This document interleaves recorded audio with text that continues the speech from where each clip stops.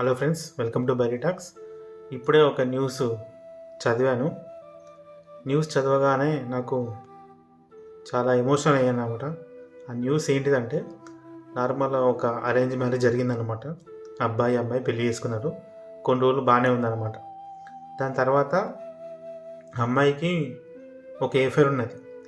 అది కొన్ని రోజుల తర్వాత తెలిసిందన్నమాట. ఇంతలోనే ఏమైపోయిందంటే, ఆ అమ్మాయి ఆ అబ్బాయిని చంపిందన్నమాట. ఎందుకోసం చంపిందంటే, టర్మ్ ఇన్సూరెన్స్ ఉంది అతనికి 2 crores వర్త్. సో దానికోసం చంపింది.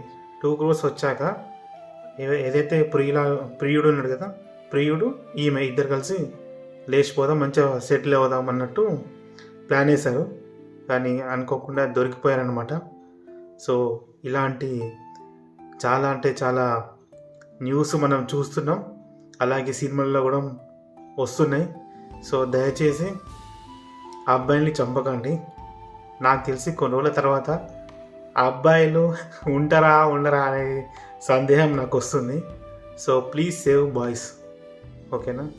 ఈ వీడియో మీకు నచ్చితే లైక్ చేయండి, షేర్ చేయండి, అలాగే మన ఛానల్ని సబ్స్క్రైబ్ చేసుకోండి. Thank you for watching.